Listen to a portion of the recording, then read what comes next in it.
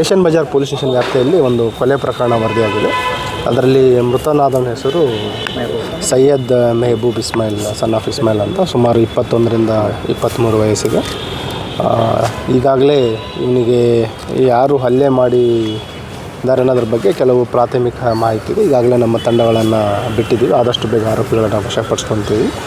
ಪ್ರಾಥಮಿಕ ಮಾಹಿತಿ ಕಲೆ ಹಾಕಿದ ಪ್ರಕಾರ ವೈಯಕ್ತಿಕ ಏನು ಪರಿಚಯಸ್ಥರ ನಡುವೆ ವೈಯಕ್ತಿಕ ಕಾರಣದಿಂದ ಹಲ್ಲೆ ಮಾಡಿರುವಂಥದ್ದು ತಿಳಿದು ಬಂದಿದೆ.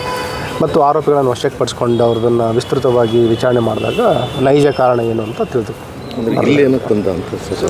ಇವರು ಲೋಕಲ್ ಇಲ್ಲೇ ಇದ್ದಾರೆ. ಇಲ್ಲೆಲ್ಲ ಅವರು ಏನಿದು ಪಾರ್ಕ್ ಇದೆ, ಇದು ಅನ್ಯೂಸ್ಡ್ ಪಾರ್ಕ್ ಇದೆ, ತಾವೆಲ್ಲ ನೋಡ್ತಾ ಇದ್ದಾರೆ. ಮತ್ತು ಇಲ್ಲಿ ಅವರು ಸುತ್ತಮುತ್ತ ಓಡಾಡೋದು ಇರೋಂಥದ್ದು ಇದೆ. ಸೊ ನಿನ್ನೆ ರಾತ್ರಿನೂ ಕೂಡ ಇಲ್ಲಿ ಬಂದು ಕುಳಿತಾಗ ಎಲ್ಲ ಜೊತೆಗೆ ಇದ್ದಾಗ ಹಲ್ಲೆ ಮಾಡಿರೋಂಥದ್ದು ತಿಳಿದು ಬಂದಿದೆ. ಏನು ಸರ್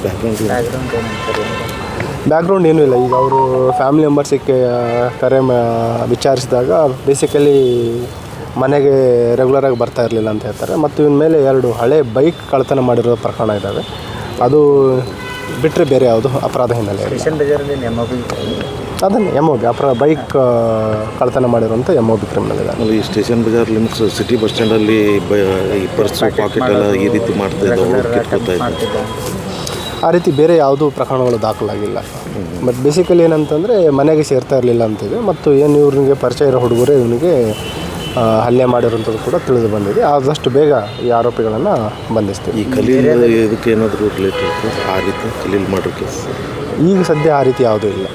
ಯಾವುದೇ ಬೇರೆ ರೌಡಿ ರಿಲೇಟೆಡ್ ಅಪರಾಧಗಳಿಗೆ ಯಾವುದು ಲಿಂಕ್ ಕಂಡು ಬಂದಿಲ್ಲ. ಬಟ್ ಆದರೂ ಎಲ್ಲ ರೀತಿಯಲ್ಲಿ ತನಿಖೆನ ನಾವು ಮಾಡ್ತೀವಿ. ಈ ಏರಿಯಾದಲ್ಲಿ ಕುಡಿದು ಮನೆಗೆ ಹೋಗೋದು, ಬೇರೆಯವ್ರ ಮನೆಗೆ ಹೋಗೋದು, ಹಂಗೆ ಟಾರ್ಚರ್ ಕೊಡೋದು ಮಾಡ್ತೀವಿ. ಬಟ್ ಅಂಥದ್ದು ಯಾವುದೂ ದೂರ ಬಂದಿಲ್ಲ. ಒಂದು ವೇಳೆ ಈಗ ಯಾರಾದರೂ ಅನ್ಯಾಯಕ್ಕೊಳಗಿದ್ರೆ ಒಳಗಾಗಿದ್ದರೆ ಅವರು ಕೂಡ ದೂರ ನೀಡ್ಬೋದು. ಮತ್ತು ಈಗೇನು ಬೇರೆ ಆರೋಪಿಗಳಿದ್ದಾರೆ ಅವರನ್ನು ಕೂಡ ಅವ್ರದ್ದೇನು ಹಿನ್ನೆಲೆ ಇದೆ ಅನ್ನೋದು ಅದ್ರ ಬಗ್ಗೆಯೂ ಕೂಡ ನಾವು ಡಿಟೇಲ್ ಆಗಿ ಎಂಕ್ವೈರಿ ಮಾಡಲಿಕ್ಕೆ ನಮ್ಮ ಅಧಿಕಾರಿಗಳಿಗೆ ನಾನು ಸೂಚನೆಯನ್ನು ನೀಡ್ತೇನೆ. ಅಂದರೆ ನೈಟ್ ಒಬ್ಬನೇ ಇದ್ದ ಹೇಗೆ? ಕೆಲವು ದಿನಗಳ ಹಿಂದೆ ಇವನೇನು ಪರಿಚಯ ಹೇಳಿದೆ, ನನ್ನ ಸ್ನೇಹಿತರಿದ್ದಾರೆ, ಅವ್ರ ಜೊತೆ ಏನೋ ಗಲಾಟೆ ಮಾಡ್ಕೊಂಡಿದ್ದೆ ಕ್ಷುಲ್ಲಕ ಕಾರಣಕ್ಕೆ.